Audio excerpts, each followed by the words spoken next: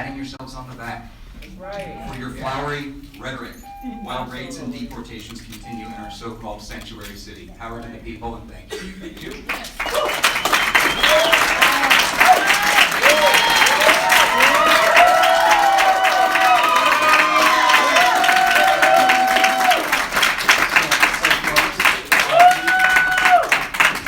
We have a tradition in the chamber, just thumbs up, thumbs down, that way we can get them back to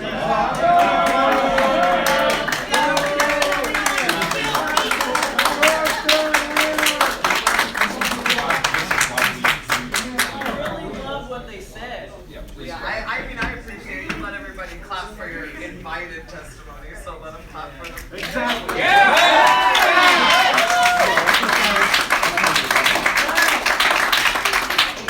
Yeah, that's me. So, I don't understand how you can claim to be a sanctuary when you've got 17-year-old unarmed young men getting shot.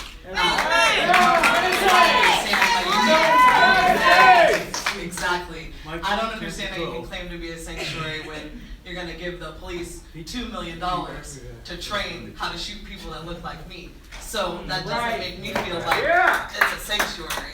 I don't understand how you're going to claim to be a sanctuary but only use rhetoric that you can't hold anybody accountable to. Yeah. So if we're going to become a sanctuary city, let's do it for all, like you're saying you're going to do. Because right now it doesn't feel like it's for all. It feels like it's for you. It doesn't feel like it's for me, and it doesn't feel like it's for anybody that's out there. So I don't think these words are new for you to hear, because we've been screaming these words in the street. Tress actually said something. The whole reason that we even have this on the table is because we've been in the streets saying it's not a sanctuary. And so the disrespect and acting like we are the problem is ridiculous. You understand that you wouldn't be doing shit about sanctuary if we hadn't pushed it to you. So that's really all I gotta say. Thank you for your testimony.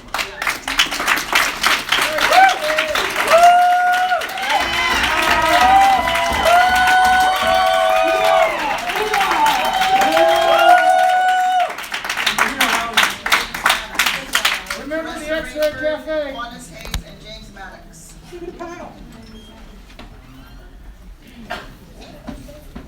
They'll be followed by Tara Parrish, Jonna Majar, and Cameron Stark.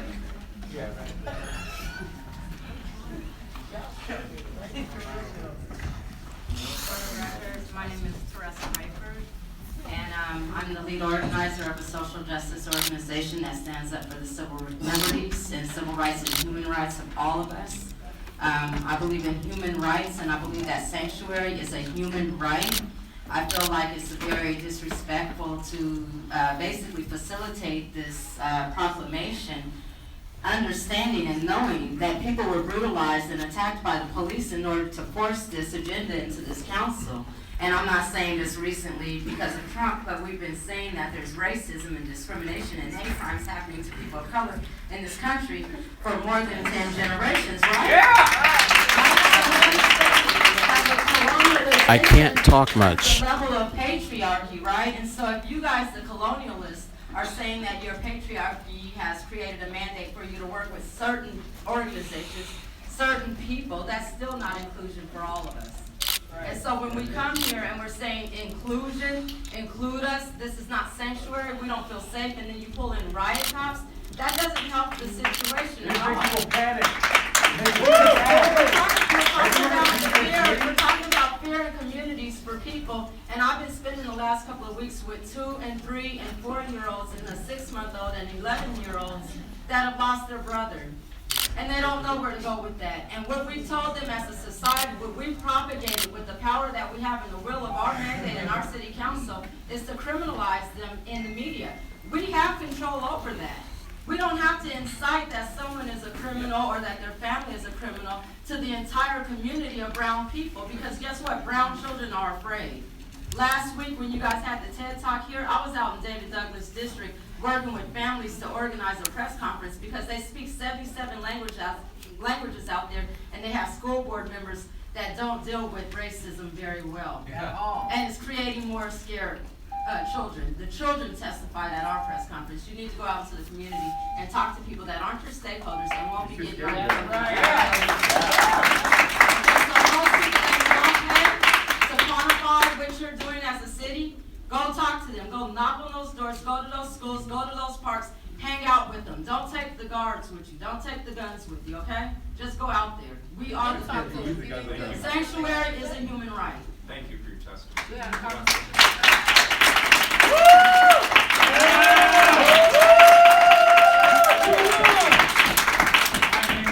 For the record. So I'm curious how you can claim this is a sanctuary city when ICE still functions on our streets. If we continue to still function on our streets, this doesn't save anybody. There's no sanctuary about this. Like, the definition of sanctuary is that it's a safe place for people to go, but that's not true when ICE is still arresting people, rounding people up. There's still a fear of ICE, which is even bigger. It doesn't make any sense to me how you can claim this is a safe place when there's people dying on the streets, like literally being killed by the people that you commission, the police. Quanice Hayes, he was killed. It's fucking bullshit. Say his name! Quanice Hayes! Say his name! Quanice Hayes! Say his name! Quanice Hayes! Say his name! Quanice Hayes! Say his name! Quanice Hayes! Say his name! Quanice Hayes! James only has a little bit of time to stick it to this fucking tyrant, so let him do it. So you can't call this a sanctuary city when people are freezing to death on the streets. You can't call this a sanctuary city when you take vital things like R2-D2 away from the people. You disallow that to continue to happen. Or tear gas R2-D2, there's that too. Or we tear gas R2-D2. You don't get to say this is a sanctuary city when all of these things they're messing people up. It's not a sanctuary city. Like, you have to figure out what that means. It's not a sanctuary. You can't just say it's a sanctuary city. You have to actually put teeth on something and say, no, ICE, you can go screw yourself. You're not allowed to do that in here. Or something. This ordinance, it doesn't do anything. You're still following the rules. You're just stroking yourself off. That's all this is. You can't just say it's a sanctuary city. Like, I'm going to keep repeating this. You can't just say sanctuary city. You have to do something that makes this a sanctuary city. Go up to their office and tell them to leave. Why they still have an office? I wanted to point out that you guys say that this is a place where everyone will feel welcome and safe and things like that. There's no discrimination on race, sexual orientation, and things like that. Everybody's included in everything. That bathroom, not on the outside where it was in everybody's face, but on the inside of the door said this is a women's bathroom only. Is there any transgender women in here? You guys are women, no? Yeah! Right! Very discriminatory. That's not happening. I also wanted to tell you, Ted, fuck you.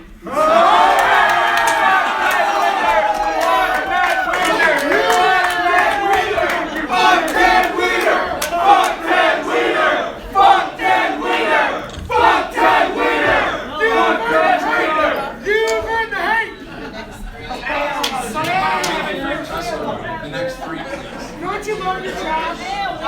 Isn't this fun?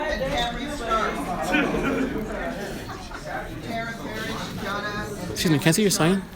They'll be followed by Linda Martin, McCormick, Richard, and Anna. Thanks.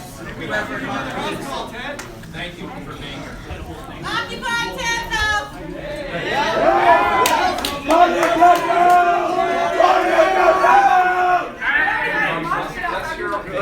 No, we're going inside.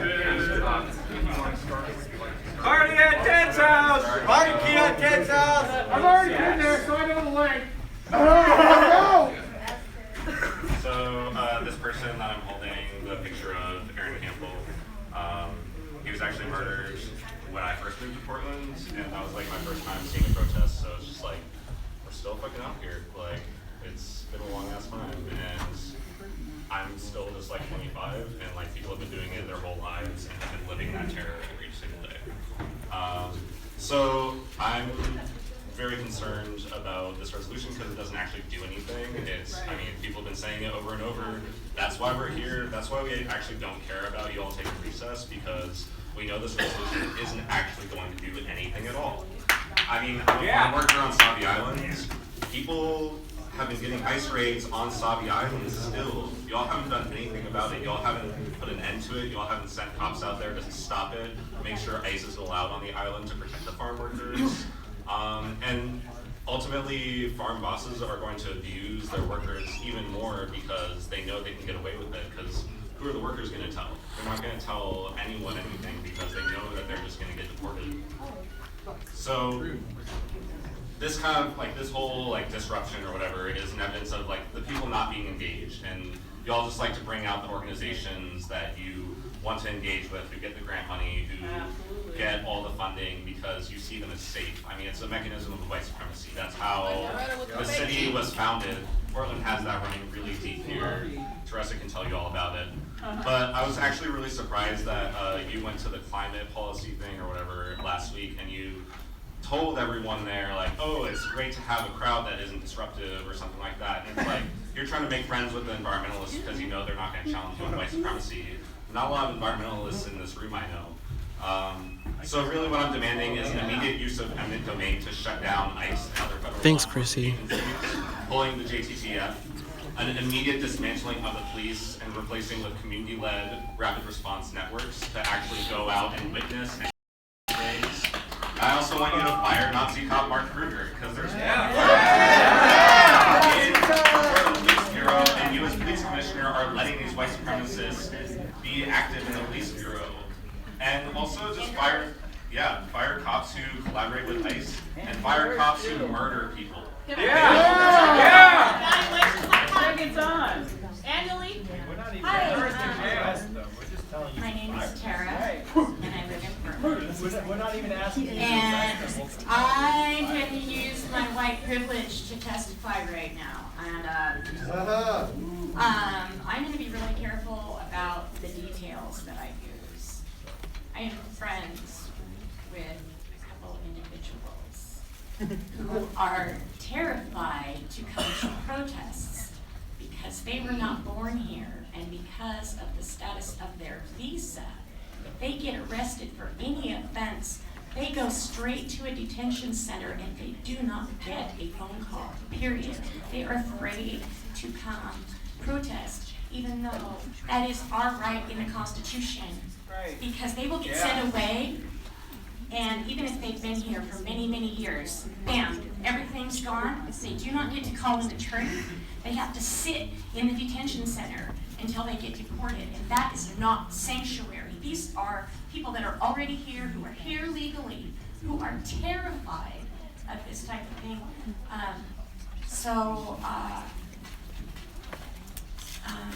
And you know, I know you keep hearing about Quanice, so I want to talk about Quanice and Kendra James and Heat Notice and James Chassie, Eric Campbell. Eric Notice, James Chassie, and the names go on. Yeah, you know, you have not been around the Hayes family like the rest of us have, holding space for them while they are in their grief. And that is a devastating, devastating thing to have to experience. But it's our duty, it's what we do as good humans. And Quanice should have had sanctuary.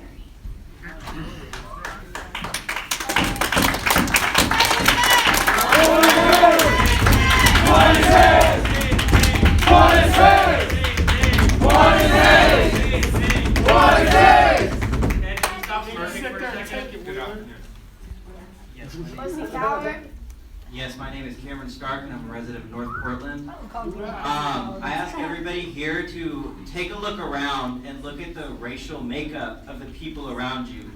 Take a look around and look at the racial makeup of our council.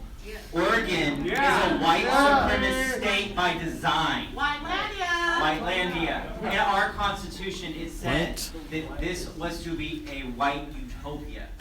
Those actions have generationally led to what we are seeing today. Okay? These ideas are still in place. And yes, those value systems, exactly.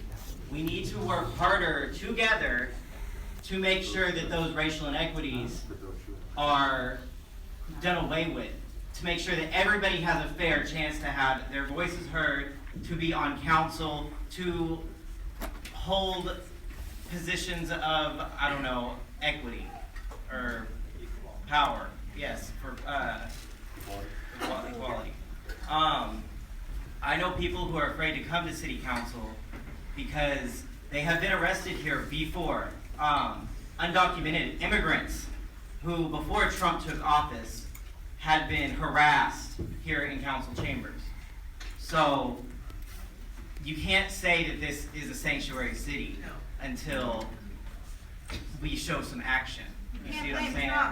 And I just want to clarify on something I saw Commissioner Daly say on Facebook. We are not opposed to the ruling or to this being a sanctuary city, but we just want to see action. We want to see proof that this is a safe place for everybody. Thank you for your time, Council. Thank you. Appreciate that. The next three are Linda Martin McCormick, Richard her Hey guys, share the stream. Get more people on the stream to watch if you want. The more viewers, the better. And thanks guys for commenting and watching this stream.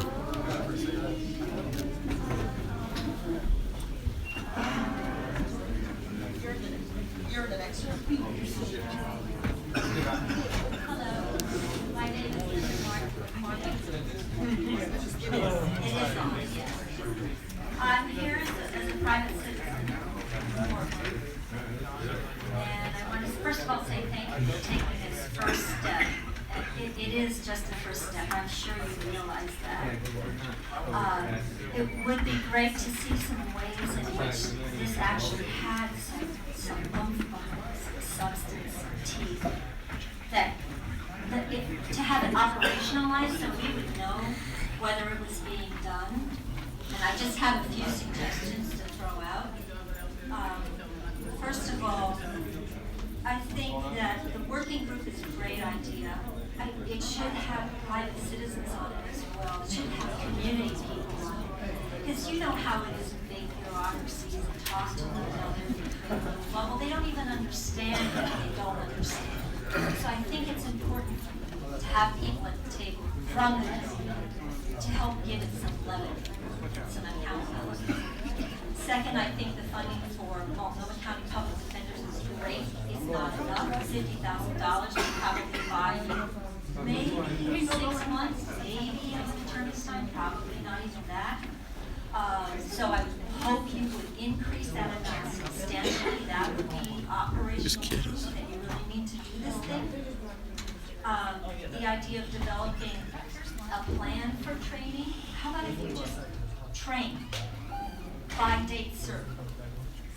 I think you should be sending out the rapid response cards to everybody, that there should just be a line item in the budget that rapid response goes to every single place in town. Yeah. And the ACLU cards. And I think the police and everybody on payroll should be disciplined with consequences if they fail to follow law. With consequences up to fire. And finally, here's kind of a left field idea. If the ICE people refuse to stop wearing police and confusing residents about who they are, then our police should have a sign on them saying, real Portland police. Absolutely, and I want to be very clear, we do not want them wearing anything that identifies them as police. They are. Why does EMT wear flat gear? I just wanted to address the issue of defenders. We put in 50,000, Multnomah County has now put in 100,000, I know the Metro's considering be able to fund the whole thing. And we're taking donations from citizens. If you can give $1 or $5, you go to immigrantprotectionproject.org. And if you care about something, you do things, and we will, and we are. Let's have everybody put in some money where they're not, so I'm going to immigrantprotectionproject.org. With due respect, there are so many needs right now. The city has to step up. 50,000 is not enough. Thank you.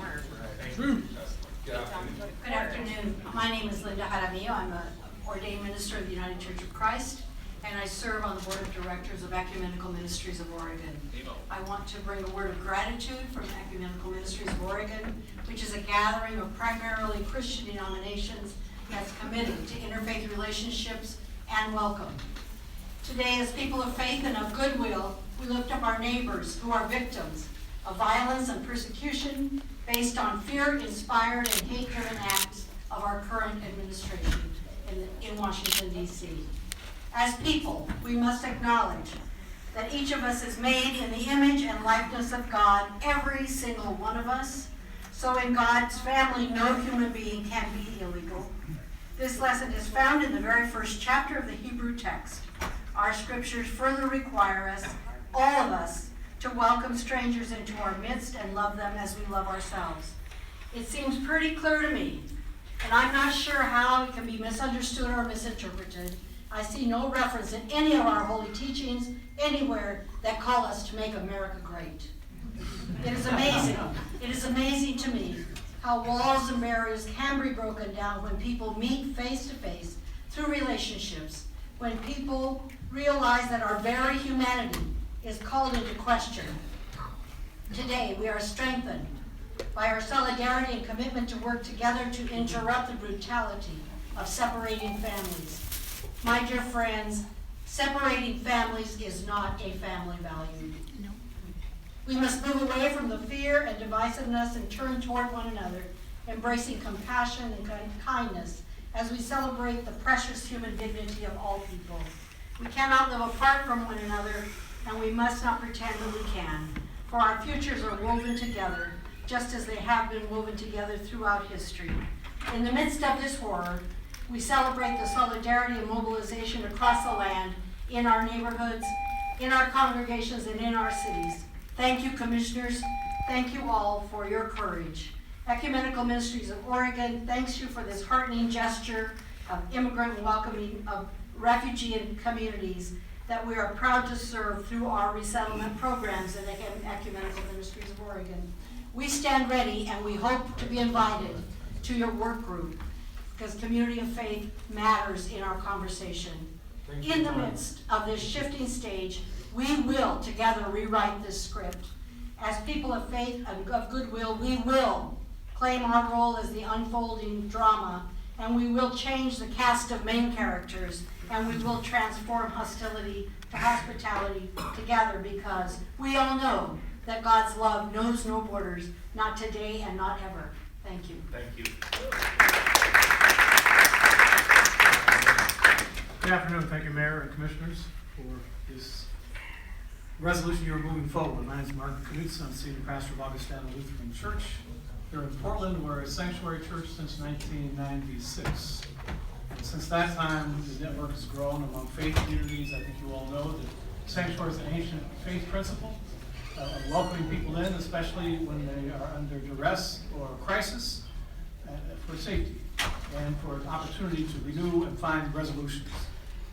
In 2014, Francisco Aguirre, who will be testifying in a moment, came and was to Augustana for 81 days. And I want to underscore this. It wasn't about a congregation, it was about a community that rose up. Many of you came to one of the big services in support and solidarity. And that's the key on all of this. The issues we talk about today, whether they be racism, poverty, war, Islamophobia, homophobia, xenophobia, are interwoven. And we know that. And so together as people of faith and people of goodwill in this city and state, Muslim and Jew, Hindu and Buddhist, Sikh, Native American, spiritual leaders, Christians, and other people of goodwill are determined to help weave that beloved community where everyone has life. Yes, black lives matter. Brown lives matter. And that is key. And so this resolution is a step, a very important step to take. Sometimes we have the vision, but then we have to take the intentional steps to get to where we say we're going to be. So the Sanctuary Church, with over 1,000 in our network today, and with Emerge, Interfaith Movement for Immigrant Justice, which is located in Augustana, as well as another 35 congregations, there is a movement taking place. So each of us plays a role. Cities, counties, this is fantastic. You would take these steps. Households are taking steps, as well as communities of faith. We'll do what we each have to do. We allow no weapons or coercion.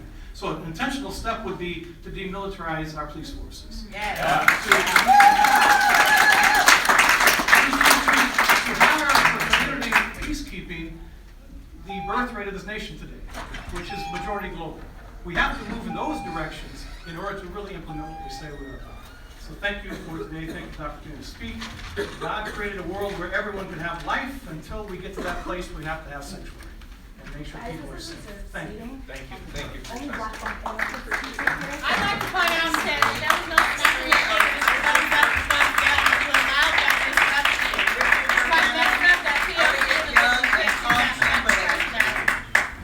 Come on up. I just wanted to point that out, Ted. People were clapping and hoo-hawing in between everybody's speech just now. And you didn't say a word. Talking over their time and you They'll be didn't say a followed by word. Francisco Aguirre, Matt Dos Santos, and Marianne Garcia. Bet you won't say that this time, too. I got $1. Who won the bet? Tom Chamberlain, I'm president of the Oregon AFL-CIO. I'm here today on behalf of 300,000 working men and women and 50 affiliates of our federation. In the past 2 months, Oregon has seen a rise in immigration and custom enforcement activity. This includes an incident where farm workers were pulled from their van on their way to work in Woodburn. And a worker in Portland also was detained en route to their job. I can't imagine the fear and confusion felt by those workers, by their employers, and by their families when they did not return home that evening. It is incidents like this which makes this ordinance so important.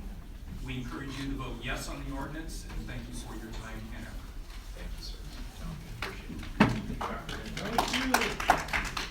Thumbs up, thumbs down, please, guys. That's a disruption to class. Hello, Mr. Wheeler. How are you today? Well, thank you. First you are. Mr. Wheeler, you know, I have a family that live in the city of Chihuahua, and I've been as far south as Mexico City. I've been where I have many family there, and my dream is to tear those border crossings down and let everybody come across. Mr. Wheeler, there's two things, you know, maybe sometimes I think it's harsh when people resort to vandalism and destruction, but there is a reason when Trump took, I've seen this throughout the Bush administration in these times, and Mr. Wheeler, the reason why people are so angry, if there was 500,000 people block the street, you would bring your goon squad to beat us down. Yeah. To beat us all down, because we did not pay for coercion, for your permit, for your permit, folks. Your extortion fee. Folks, Mr. Wheeler, there is, I'm 100% for sanctuary city, but there's one thing for us to all remember. All people, like I know from like Tracy Everett, are in Black Lives Matter. To me, it doesn't matter. ISIS or Portland Police, they all look like pigs. They all look like pigs. All cops are bastards! Please let me speak. Mr. Wheeler, this issue is so big. We should all shut the whole quarter of the city down and make you come out and dress or provoke a riot, because you have a responsibility to address the people, not the Portland people, because there are people that are really angry and they want your attention in the matter. Thank you. Thank you. Thank you. My name is Elliot Young. I teach history and director of ethnic studies at Lewis and Clark College. And I'm all in favor of sanctuary. I teach about migration history, but I have to say, as you all know, you cannot control the presence of ICE in this community. That's a federal authority. But what you, Mayor Wheeler, can control as police commissioner are the police. And what I see lacking from the sanctuary resolution is a connection between broken windows policing, where people of color, largely immigrant communities, are picked up on low-level offenses, and we see this profiling that if for cocaine possession, it's 30-to-1 black to white, people who get picked up for crossing at a right angle, 15-to-1. Yeah. We know this exists in the city, so you could do something very easily by directing the police not to do broken windows policing, because once they're sent out to the county jail, they're fingerprinted ICE has access to those records and can come down and pick them up. So it's no longer a question of whether we're a sanctuary city or not. It's out of our control. But we could prevent their arrest and deportation by stopping these low-level attacks.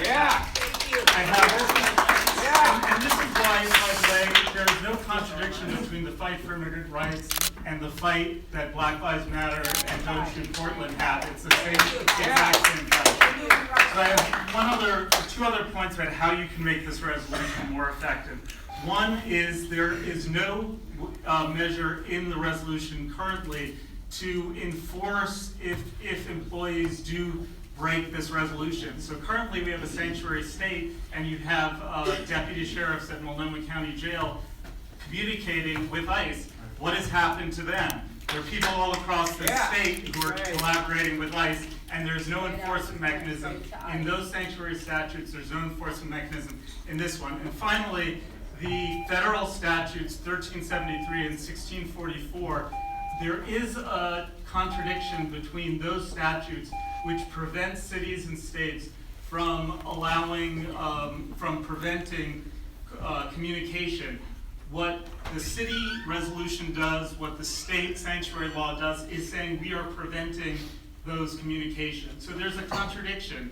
It's as if we said we were in favor of the Underground Railroad, and then in this very resolution say we're going to uphold and stand by the Fugitive Slave Act. You can't have it both ways.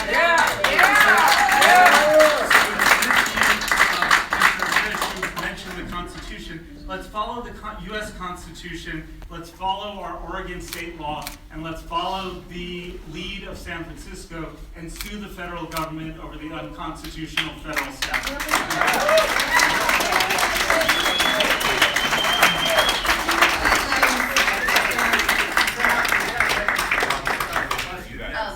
Sorry, could you repeat those statute numbers you were talking too fast? Sorry, I'm from New York. 1373 and 1644, the attorney for the city mentioned them. Can I just say that having read the San Francisco lawsuit and the complaint and the materials that they put in, their first argument is there is no conflict. And so that's our best argument, that because this federal law, we believe, should be narrowly interpreted, very narrowly interpreted. So as long as there isn't an explicit prohibition, we're not in violation of it. San Francisco has asked the federal judge to interpret it narrowly. That's our best argument. That way there is no federal statute that conflicts. Your point's well taken. A judge could disagree with that, in which case I believe the 10th Amendment and Article 1 of the Constitution controls. I believe that overrides any statute, and that would have to be decided by the Supreme Court. I guess the second argument that San Francisco makes is that it's unconstitutional. Right. And I guess Portland could be a leader in making the point that this is an unconstitutional statute that is being used as a hammer to try to prevent cities from declaring sanctuary. So we have joined as a friend of the court in one of those challenges, and we believe the statute doesn't apply. But if some judge disagreed with us, we believe it's unconstitutional. Well, then why do you have in your resolution saying that we will comply with these statutes if they're unconstitutional? Right. No, we have said we are not at odds with that statute. Our law does not conflict with that statute. So do you believe that statute does not prevent you from preventing the communication? Because that's exactly what the statute says. It prevents local and state jurisdictions from preventing communication with ICE. So I don't want to broadcast, but we're now in a public forum, we could be in court. My view, I'm just speaking for myself, the statute says you cannot have an express prohibition. There's nothing that requires us to communicate. It doesn't compel us to. The difference between having a prohibition or being compelled to, they cannot compel us to, and we believe that is our strongest argument. But what they're saying is they can compel you not to prevent your employees from communicating with. Let's carry on the conversation. I mean, I respect your view, but we think That's we're important. right now. Thank you. We shall have no cause. The next three are we shall have no cause. And Mary Ann We Garcia. shall have no cause. Francisco Aguare, Matt Dos Santos, and Mary Ann Garcia. They'll be followed by Christine Chin Ryan, John Herrera, and Reverend Linda Armilio.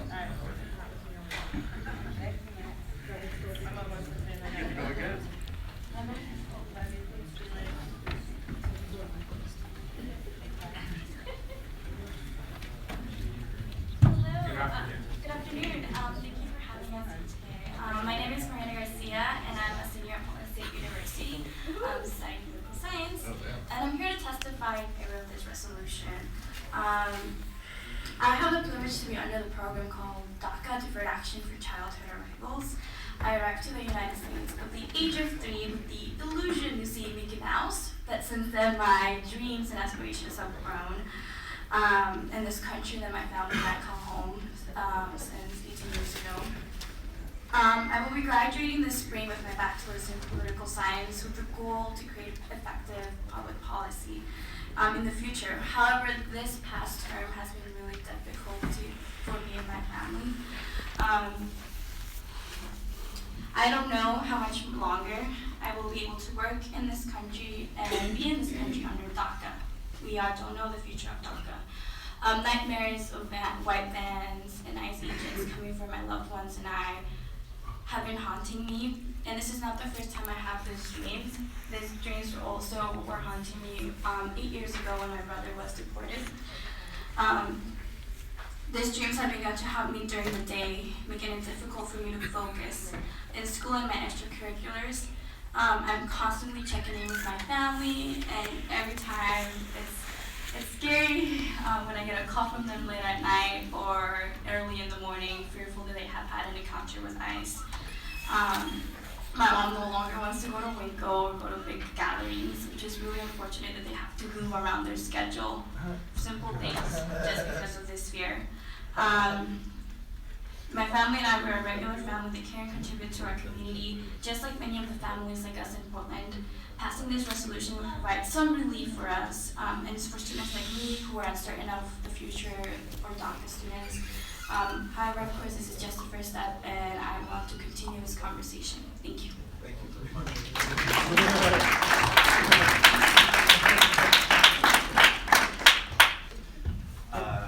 Hello, my name is Matt Dos Santos, and I am the legal director of the ACLU of Oregon.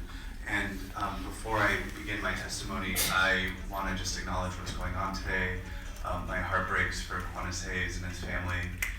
That while I'm here to speak about the inclusivity resolution, it's truly difficult for me to feel any happiness when another unarmed black teen is killed at the hands of the police. This has to stop, and these issues are connected. So thank you for allowing me to give testimony on this important issue. The ACLU of Oregon is here today to thank you, to caution you, and to provide testimony on a major gap in policy between the proposed inclusivity resolution and Portland Police Directive 81010, arrests of foreign nationals. First, thank you for your commitment to inclusivity. In the city of Portland, words matter. And in a time when the federal administration is actively attacking immigrant communities with words and actions, we need local leaders to protect core constitutional values and create policies like this inclusivity policy built around making Portland an equitable and prosperous city. Second, words are not enough. Passing this resolution is a significant step for the city and every resident of the city, but words alone cannot keep immigrant communities safe. Words alone will not ensure the city's ability to harness every individual's capacity for our shared prosperity. In fact, as we've seen right here in Multnomah County, inspiring statements by local leaders without meaningful follow-up is dangerous. Multnomah County Sheriff Reese has expressed his commitment to not working with ICE, yet months after a deputy was caught notifying an ICE agent of an undocumented person in custody, Sheriff Reese is still investigating the situation. More to the point here, the Portland Police Bureau has a policy that specifically encourages the use of the city resources. I'm sorry, I know I'm over time, I will be quick. It specifically encourages the use of city resources for the enforcement of federal immigration law. There's a major gap in policy between the proposed inclusivity resolution and Portland Police Directive 81010, arrest of foreign nationals. This directive is currently under review and public comments are due April 6th. To 2017. While the ACLU will submit comments through the universal review process, we want to bring it to City Council's attention now. The directive is plainly wrong. It does not follow state law and misstates federal immigration law requirements. It allows PPB to work jointly with ICE in investigations, provide protective services to ICE, and demands that PPB officers provide information to ICE in cases where the provision is not required by federal statute. Until this directive is abandoned or significantly revised, we are concerned that this directive will be contradictory to this new city policy. How could you prevent Portland police officers from working with ICE if the directive on point allows it, and in some cases demand that they do? We urge you to commit to suspending Directive 81010 until the city can address these significant issues. Every day, the ACLU hears from Portlanders scared for themselves, their loved ones, or their coworkers or neighbors. We need the city to stand as a last line of defense against the risky, unconstitutional experiment that ICE is engaged in against our community. We understand you care deeply about this issue, and so do we. For that reason, we ask you to vote yes on this resolution, but we also ask you to continue to look for meaningful and concrete ways to support the community and disentangle the city from ICE, including suspending Portland Police Directive 81010.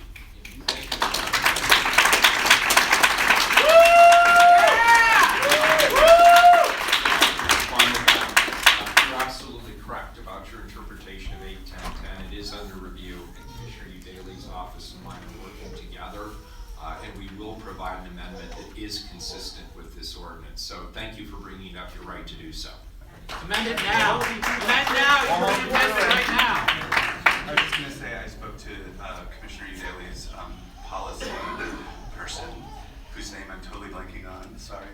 And we will have comments very soon, maybe as early as Monday or Tuesday next week. That's great. Thank you. We appreciate that.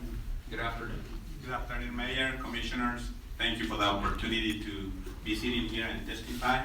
I do want to take the opportunity to thank the commissioners who support my case when I wanted to take refuge at the Lutheran Church during the fish. Thank you so much. But I do want to begin with the death of my son. My son, a healthy young boy who had many dreams, decided to go back to El Salvador because he was afraid of being 20 years in prison like the federals was threatening me to put me in jail with.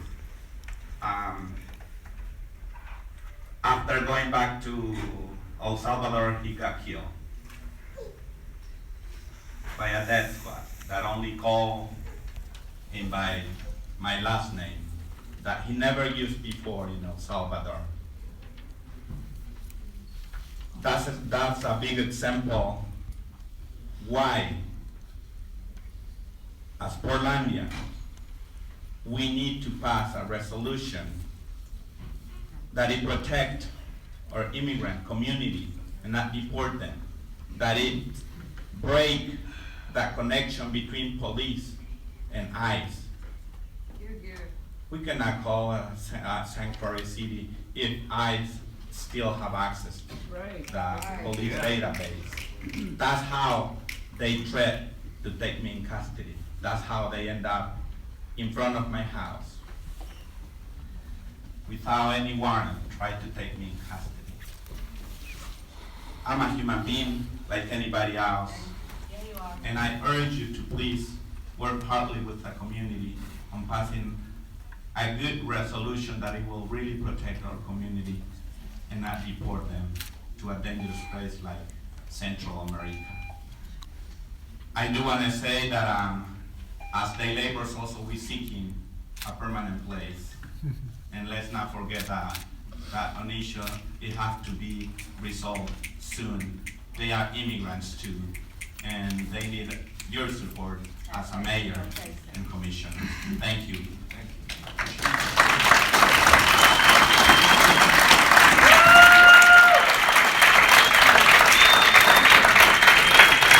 You guys have a point about what he why his son was facing 20 years. You guys got a point on that. John Rivera, and Reverend Linda Arabello. They'll be followed by Patricia Toledo, Maxine Fuchsen, and Tony DeFalco. I already testified.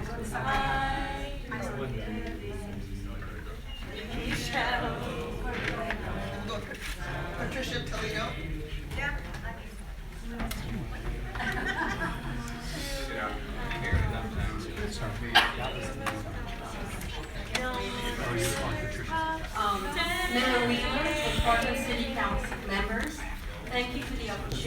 testify in support of this resolution that declares the city of Portland a welcoming city, a sanctuary city, and an inclusive city for all.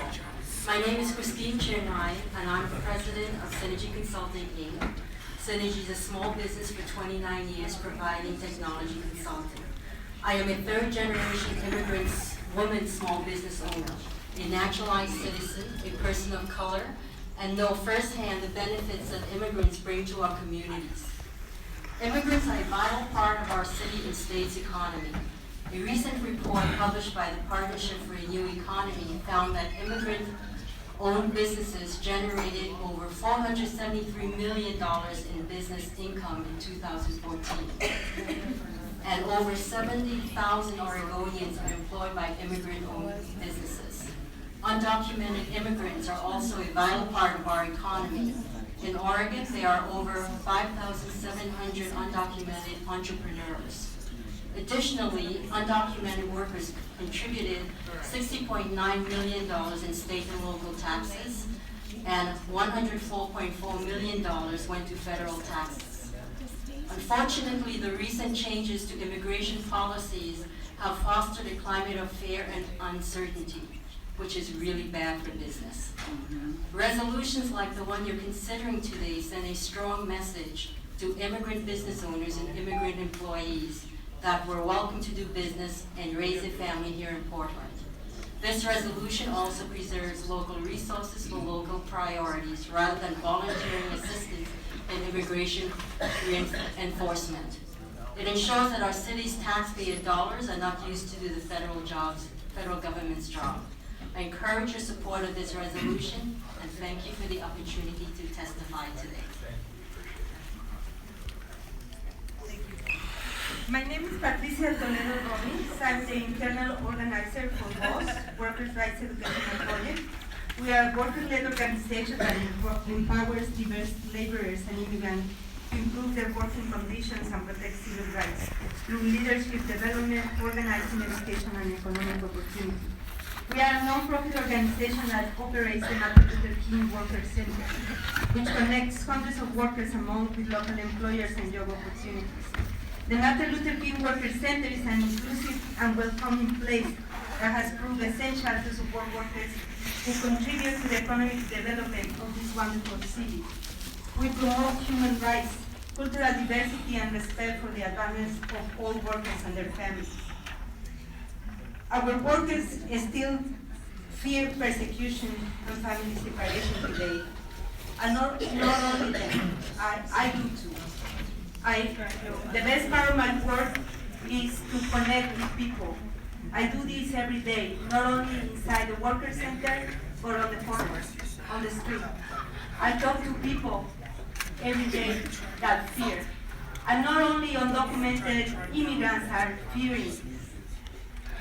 We, communities of color, we always fear. I've been attacked on the street. It is principle of this resolution that we really enforce it for all. Eyes out of Portland. Thank you. Thank you for your testimony. Appreciate it. Good afternoon. Good afternoon. Mayor and Commissioner, my name is John Herrera, and I'm here to testify as the Director of the Immigration Legal Services Program at Catholic Charities. I'm an immigrant from Colombia, and it's a privilege and an honor to be here today as an immigrant, speaking for those who are not able to come to testify on their own, because those voices can be heard, but we are here to let you know how important it is for the city to take action in passing this resolution. We know that this is the first step to start actions against the ICE and the enforcement that is killing families and separating families. This is reason to be here today testifying and being heard as an immigrant. It's also the right to be here to say that we are hearing from the communities that We don't know how we're going to do when ICE is coming to separate our families.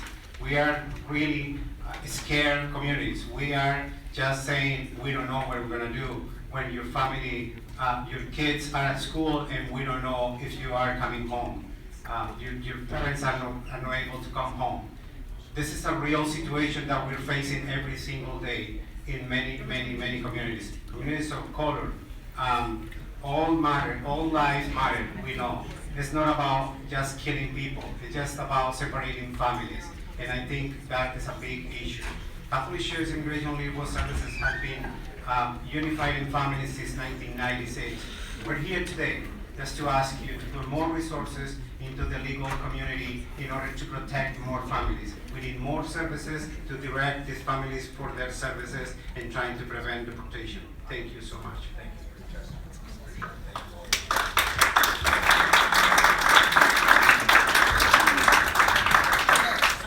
We are Maxine Fuchsen, Tony DeFalco, and Bob Brown. That's 22, 23, and 24.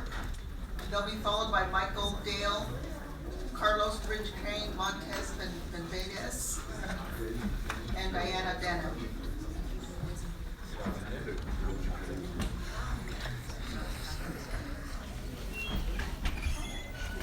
Thank you. Thank you for having me here today. My name is Maxine Fuchsen, and I'm here to testify in support of the resolution calling for Portland to be a welcoming, inclusive sanctuary city. I'm here as a member of Jewish Voice for Peace, and our organization is a proud member of the Interfaith Movement for Immigrant Justice and the Portland Immigrant Rights Coalition. I also am here to lift up and to make this a safe city for all. I think we have to listen to all of our city members. One event is burned into my memory, and I want to share it. Years ago, I worked as a nurse at a health clinic of the United Farm Workers Union in Salinas, California. The patients were all hard-working migrant agricultural workers.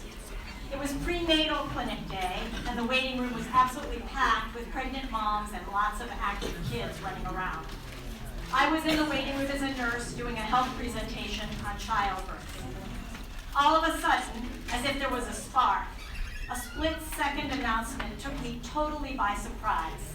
La migra, immigration, that was the announcement. It came in a clear, quick voice, and within a split second, that room, which just a second before had every chair taken, 30, 40 patients waiting, was suddenly empty. People scattered outside through back doors and side doors, and I have no idea where they went. Truly, all just vanished in what I think was just a few seconds. I blinked and realized what was happening when I saw the immigration van in front of the clinic. In that moment, I watched moms scurry with their children and literally vanish to hide, and I got a glimmer of what it means to have to live in the shadows and in fear. As a Jew, my relatives and other groups in persecuted Nazi Europe also had to flee, hide, and seek refuge. Sometimes the doors were closed or there was no welcome, and millions perished. That is why we say never, ever again, never for anyone. We're better than that, and we refuse to live in a city where our neighbors and friends who we love have to live in fear and in the shadows. This is a starting place, but please, I urge you to support this resolution. Thank you.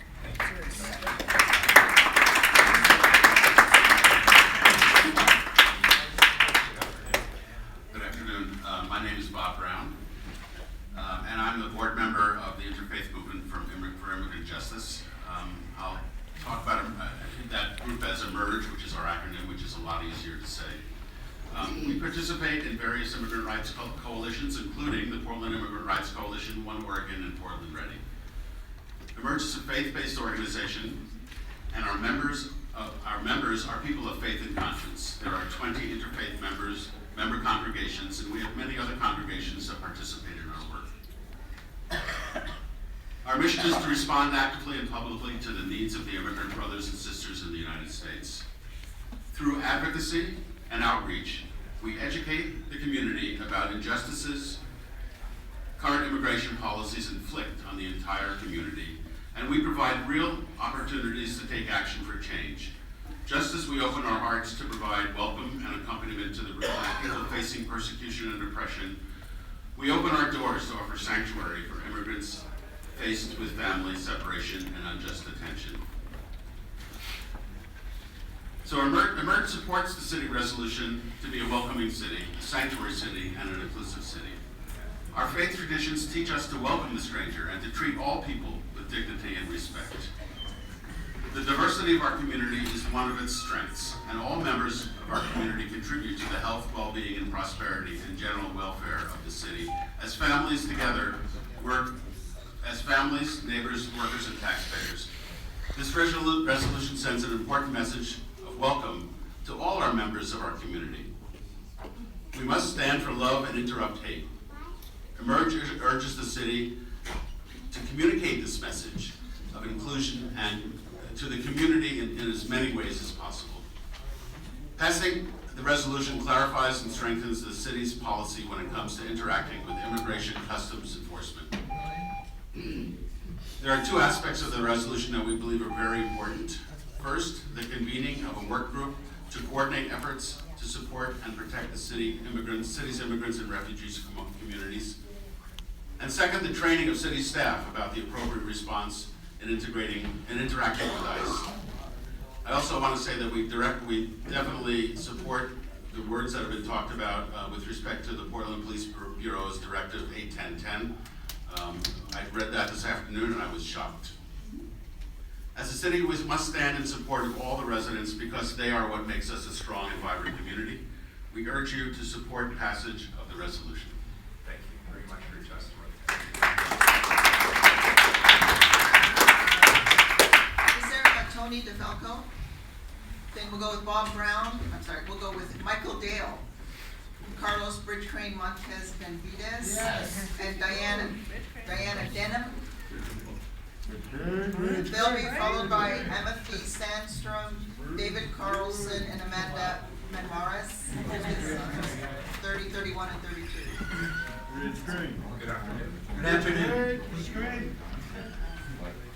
My name is Michael Dale. I'm the Executive Director of the Northwest Workers Justice Project, which is a nonprofit law firm in Portland that provides representation to low-wage immigrant and contingent workers. Probably 85% of my clients are immigrants, and a significant number of them are without proper authorization according to ICE. I've been doing this work, I should say, for about 40 years as a lawyer in Oregon. And some of the themes and issues are not really new. In fact, I was involved with establishing the law, the state law that's been referred to several times. And by the way, in your resolution, it's miscited, so you might want to double check that. You need an extra 8 in one place that in the resolved section of the ordinance. We have legal counsel check. What is new, a bit new, is the degree of hostility at a national level that has legitimated the most base instinct of the worst part of our employer class and empowered them or entitled them in their own minds to reach even farther in order to exploit immigrant workers. Say that. Yeah. And beyond that, what is new is we've heard a lot about fear, and I don't think I have to say too much about that given the earlier testimony, but fear is a significant factor. And in this particular area, it has particular implications. The stories circulating in immigrant communities about ICE officials lurking at the courthouse, picking up people in courtrooms, give us a very, very difficult road to hoe. In order to seek wage justice, employment justice for our clients, we have to go to court. we have to have witnesses that will come to court to support the account of folks that are trying to prove the cases. And I'm not sure we're going to be able to do that. And we need to move in that direction. Multnomah County has actually called upon our congressional delegations to call courts special sanctuary places. That would be good. Much has been said about, I see I'm out of time. Much has been said about how this is only symbolic, and I would certainly associate myself with the comments made earlier about trying to find ways to put more meat and teeth into it. Having said that, symbols are important, and the symbol of the Portland City Council standing with the rights of immigrant workers is going to help us a little bit with those employers that think that they've got a free rein now. And it will also be important in giving us a grain of hope to offer to those immigrants who are wondering whether they dare assert a claim that ultimately is going to require them to show up in the U.S. court. So thank you, Richard. 1 minute, 48 seconds over time. We will have been tear gassed and pepper sprayed out of the building. We never talked about that. Error on the be it further result ORS 181A point, and it should be 820. So let's make that correction. Thank you for explaining that. Good afternoon. Those Quanice Hayes' life. That's important too. Assalamualaikum warahmatullah. Buenos tardes, alcalde. So, it's been said that the best defense is a good offense, but we don't have that. We just have a resolution.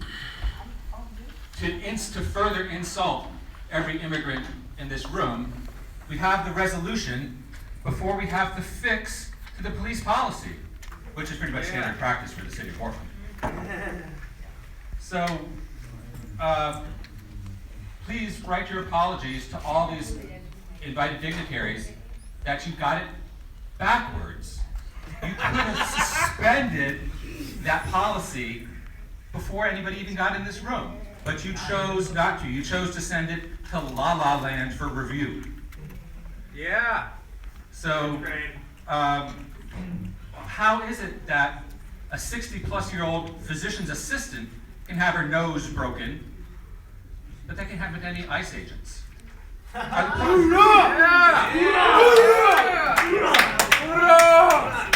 the Portland police only profiling cars in North Portland? Here's a good idea. Why don't you go to 1455 Northwest Overton and make sure all the vehicles there are fully in compliance with every Oregon law. Yeah. And then go down on South Macadam and make sure every vehicle that comes in and out of there is fully in compliance with all the laws of Oregon. But you don't want to do that. You just want to have some fancy resolution about getting reelected. So you're not getting reelected. Deliver some goods for these people. That is not a resolution that has no legal standing. Now, I don't even know if we've mentioned the San Francisco ordinance. Disruptive without a cause, really? But we haven't talked about, nobody said we are amicus on case number X in the District of Oregon or the District of Washington or the District of Northern California. So deliver solid, concrete goods for our friends and neighbors who are under attack, please. Thank you for your time.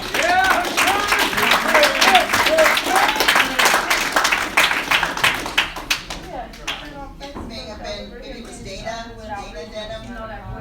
They would go with Amity Sandstrom, David Carlson, Did you know Venus was here this morning? Amanda And that's why we're still here? What Did you know that? That's 32. Y'all know Venus was here earlier with her kids? Chloe, did you know that before you posted that we're here without a reason? Amity Sandstrom, Did you know the family David was here with Carlson, grandmas and and Amanda Memoires. Without a reason? Ann Casper, Joseph Ramirez. Stop putting stupid shit on Facebook. Are you too scared to make eye contact with her? Hold your head. Remember the stingray, Chloe? Elaine Jenick. Remember the X-ray? Keep rolling your eyes. X-ray If I'm calling your name, come on up. Sir, why don't you go ahead? No more people that want to Jack No more bears. No war but class war. She was disrespecting that woman who came. What happened to class war, you guy? What happened to no war but You class crying war, instead Chloe? of telling her you're sorry. Don't nobody care. What happened to the X-ray? Don't you You remember ain't the heard righteous about the tears? indignation? Good afternoon. Oh my God, you're a public servant. People are asking and demanding that you do something, and you're over here rolling your eyes and going, oh my God. Could By you the way, state my name is David Carlson. My name is David Carlson, and I work with Washco Solidarity, among other groups. I worked for 4 months in Hillsborough for that white male council to do nothing. To put up pretty words that said that they're inclusionary, that they give a shit about people who are fearing for their lives every single second they are awake, and even when they're sleeping. And here again, I have a white council who's using their privilege to say that they think that that's right, and that they think that they're doing something good for their city. Which, in fact, you know, I was one of 13 people on February 20th that got arrested while using my First Amendment right to redress grievances against my elected officials. And I was slammed to the ground. Y'all see my face on the ground next to the pages? Okay, you made that call. You told your lieutenants to tell them to get the SWAT in there. While we're doing nothing violent, we were peacefully protesting. I got arrested among other people. I wasn't even assaulted beyond being thrown to the ground. But guess what? This ain't a sanctuary city. You do not have a sanctuary city. Okay? So here's the thing, is until you come to this table with the people of this city, not these non-profit groups, not these huge money, big donor fucking groups that like keep us pacified, keep the real left pacified that want some radical fucking change. Until you come to the table with some real policy, you are doing nothing for your city. Period. Okay? You need to get your police in fucking check. You know how annoying it is that I have to worry about my life because I go and protest in solidarity with other people? You know how fucking annoying that is? That I'm afraid that I'm gonna get attacked and assaulted by stormtroopers? It's terrible. Okay? How do you think that the people feel in Woodburn that are being continuously attacked by ICE and taken away from their families, okay? Have some empathy and do some real fucking work.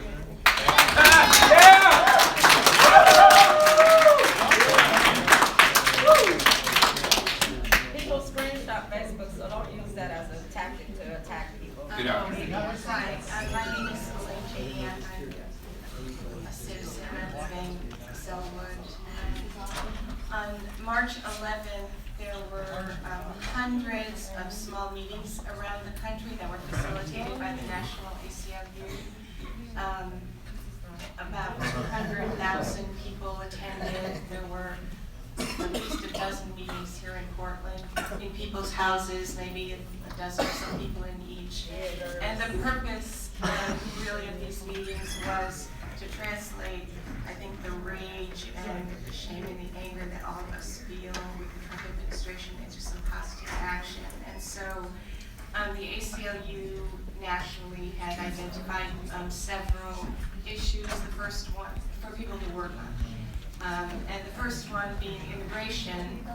And the task was to basically have citizens meet with local officials and understand what the policy was in their city, and work with them cooperatively in any way possible. And then also emphasizing the law enforcement aspect of these policies. And they provided us with the National ACLU's model local law enforcement policies and rules. And I wonder if I could share these with you when I get up to leave. And I'll just close by saying that we've also requested a meeting with your office and the police chief whenever you do that. Thank you. Thank you. Appreciate it. Thank you. Good afternoon. Good afternoon. My name is Joseph Ramirez, and I am the proud son of immigrant parents. I'm a first-generation Latino American. I'm a student at Portland State University, a member of LSAM, the Louis Stokes Alliance for Minority Participation, to help diverse students get successful careers in STEM fields. I'm also most recently a member of the Momentum Alliance Youth Education Advocate. We are members of immigrant, LGBTQ, youth of color, and youth with disabilities community. We engage engage in education issues, and we try to understand the complex history of social justice issues and the root causes of inequality. I'm here today to show my support, but also to represent my fellow students who can't be here, who are afraid, but most importantly to share with you that there's a need for you to understand these root causes of inequality so you can make the right decision. I'm here to remind you that I know it's not easy. I know people feel very strongly today, but I hope to remind you that that's important. That's what we do, and we try to educate. Thank you for your testimony. We appreciate it. How do you sleep at night while you got people begging for their lives, Ted? Man, no shit. Fucking ridiculous. No shit. And Casper, Oh yeah, we saw that. Jack Herbert, Kill Whitey. Let them eat cake. and Tom Carter, and Their Jeff. wife was Jeff scared, but Singer. what about the fellow citizens of the city? I don't think he's here. They live in a big house on the hill. They have to hide out. Theodore, Brian Antoinette. Halloran,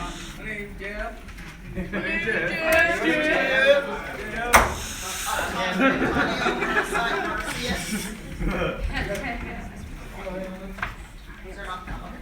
Just get my kid out there.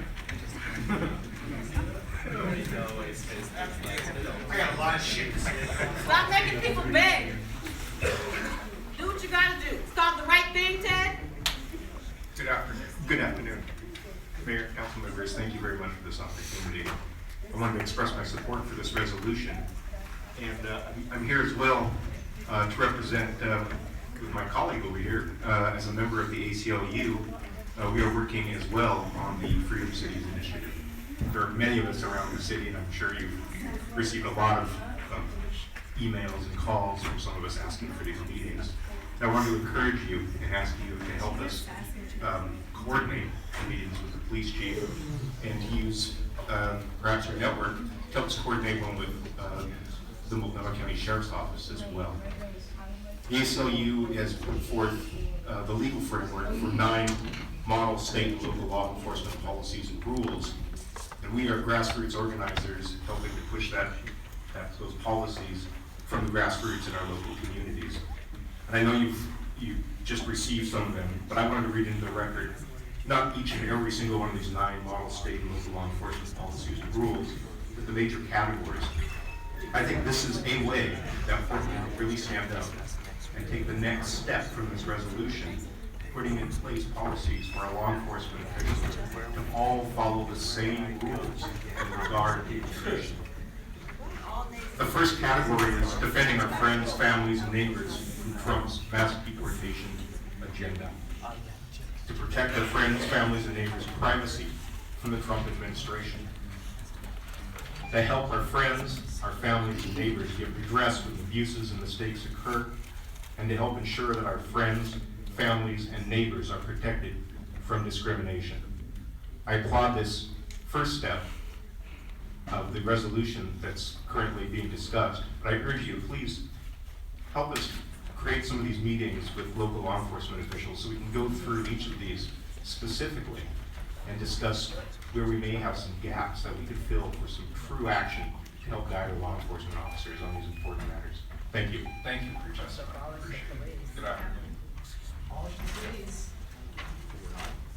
It's a green light on. My name is Ryan Holland.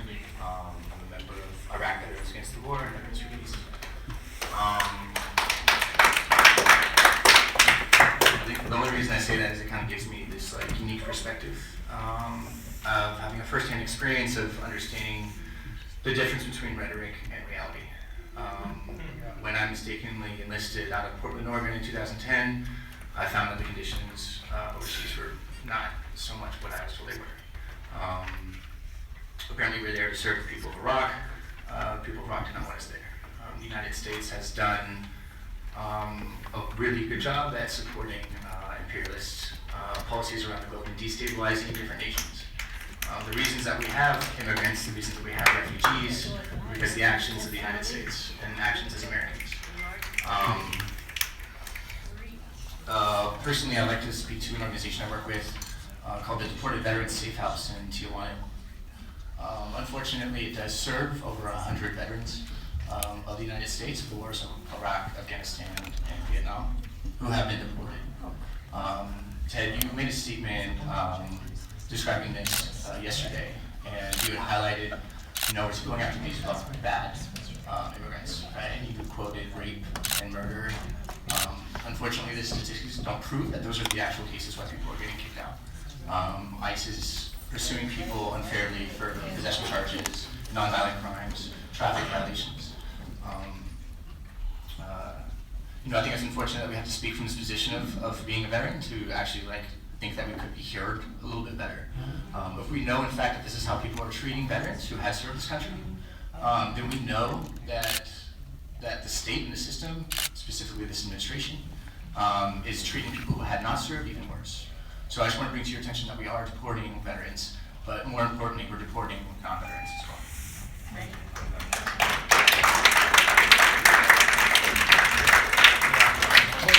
Brothers and sisters. Well, this may be a mistake. My name is Jeff Singer. Mass has nothing to do with hiding my identity. I'm taking away my individuality.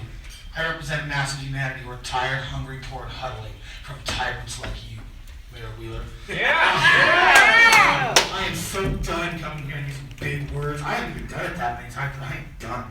I am done watching you look at me with that look. The edge, the edginess is pointless trick. It means not a goddamn thing. the edginess, tip of the spear. Fucking fact, the one your pig shot a boy point blank range with a fucking assault rifle, Wheeler. This is out of control. Yeah. Yeah. What sanctuary? Sanctuary from the rivers of fucking blood running our goddamn streets? Sanctuary from the fucking cold? It's over. There's no more asking you for a goddamn Fuck thing. you, Ted! Fuck you! Fuck You're a piece of shit, just like Charlie No Hales. Fuck you, Ted! As much as you like. As much as you like. Because your righteous indignation fills me with a fire, comrades. I will tell you what, Wheeler. What do you think this is? A fucking gas mask. My own capital, my own labor. I had to put into this to protect myself from your violent, oppressive paramilitary organization. Yeah. Only thirst for blood. You are a capitalist, a treasurer, a statist, a tyrant. You are nothing to me. You are just scum. This is nothing about sanctuary. This is a chew out. To let you know, this is Little Beirut, Mayor Wheeler. This is the city of roses. It has thorns. They're standing behind me. There's people getting real fucking done with fucking around with your cops in the street. You are laying the fucking seeds for an insurrection on the record, Jeff Singer. It is not a threat.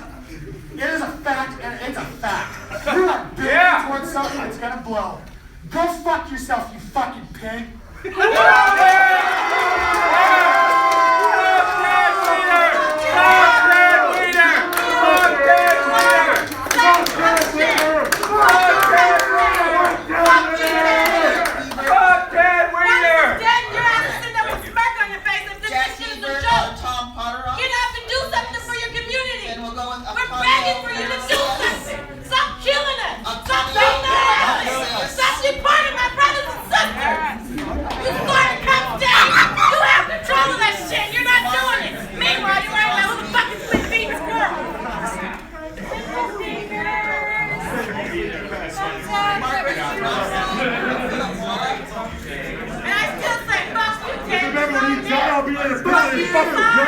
don't want you here. You're not welcome. Your mother should have picked you out. Wow. Wow.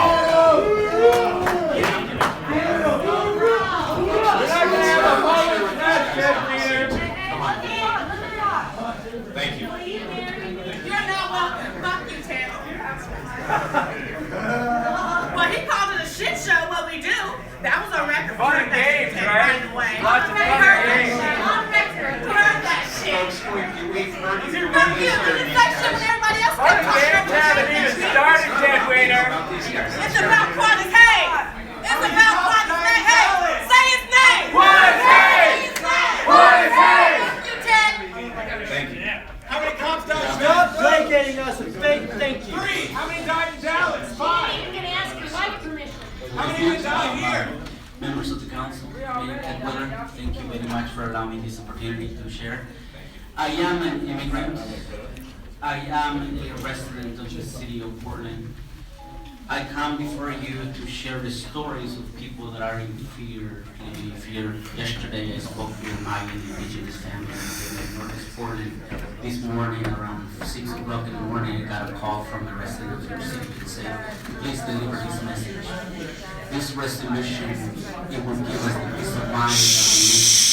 This resolution, it is something that the families are looking forward to. This resolution is the voice of different organizations that work day-to-day with families directly.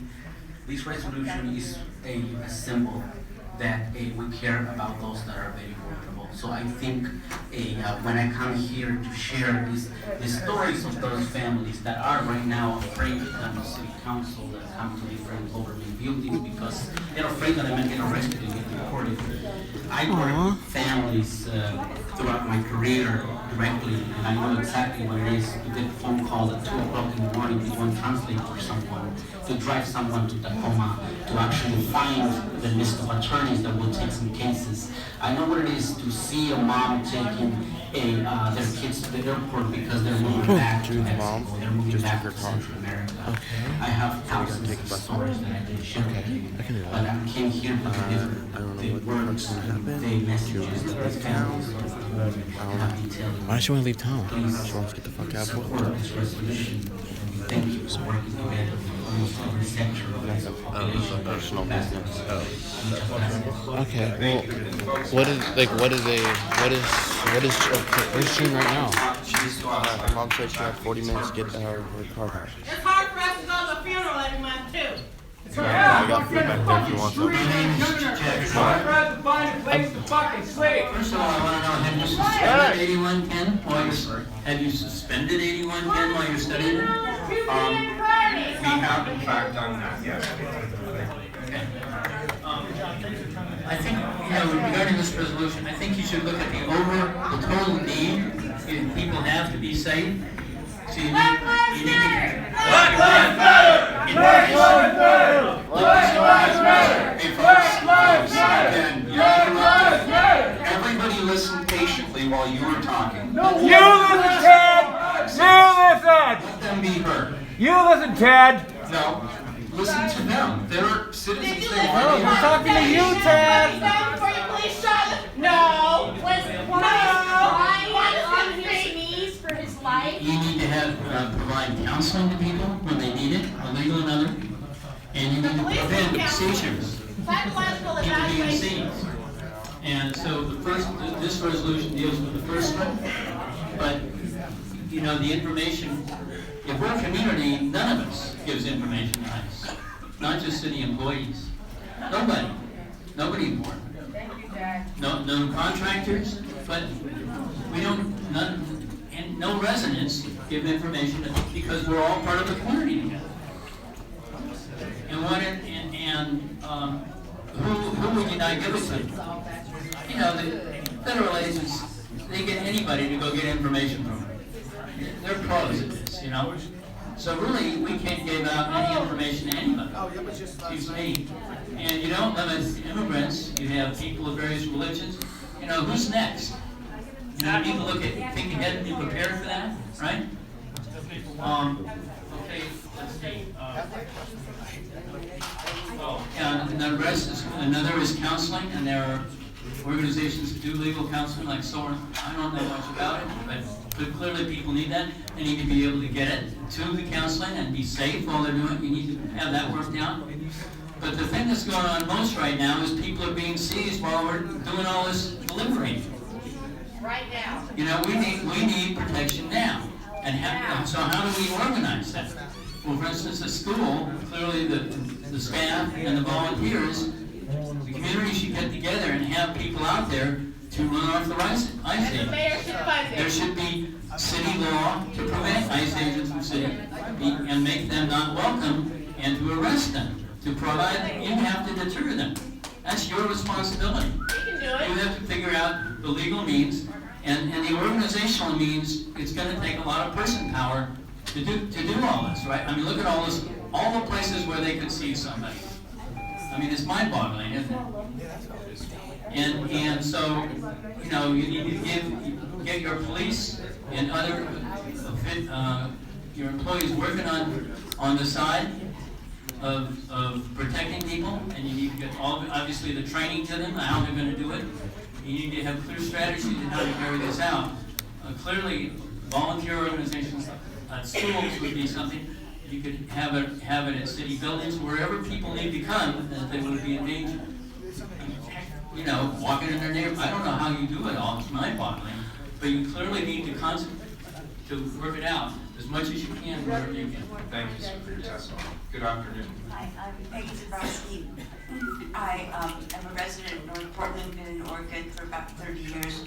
I worked at Multnomah County as a PA during the time of the infamous Del Monte raid, and women whose children I'd taken care of since they were babies were snatched. We lost good people, not criminals, good people. So I'm very glad that you're doing this work. But like other statements have said, we need to do this work in a real way that isn't just words. And I know I hear the words and get all teary and feel them, but it has to well off. The thing that disturbs me is that you can build an edifice, but if you build it on a foundation which is shaky, you're at risk. And we all know, we watched 13, we've read the books. We're so lucky to live in a time when Black Americans are speaking out again. They're talking to us, and we need to change. I am ashamed to live in a place where the police You need to leave? Why? people Why do I of need to color leave? on a regular basis. We gotta go take For her a block out. from my house, a beautiful young girl was She's shot coming to my for place? letting her foot My off girl? the accelerator. No, not This guy, I forget most of that stuff that's in her car. I can't take it anymore, and that's why I'm with these wildcats, and I'm If we're going down south. I can't take it anymore. I don't know where it is. I hope that we can see that in this racist state, and we all know the history, we've all read Where's she right now? the history. She's on her way here. Our police force is filled with people who Over at Lloyd Center. really are She's at Lloyd determined that people of color are lesser than they and are dangerous. And so we have a fear situation set up. So if I go to my pocket, you're going to say, get your hands out of your pocket. If she puts her hands in your pocket, you're going to say she has a gun. Not you personally, but you know what I mean, the situation we talk. So I heard you speak last night about retraining Mr. Wheeler, and I'm not sure that's going to work. I want a peace force, and maybe that means that every time a police car goes out, one of us, people of peace, need to go with them and witness them and be watching them and make them hold their racist tongues, make them not brutalize people. I live in North Portland, I see it every day. We gotta change it, please. It's your job. You took on the commission, please. Thank you. Abolish the police.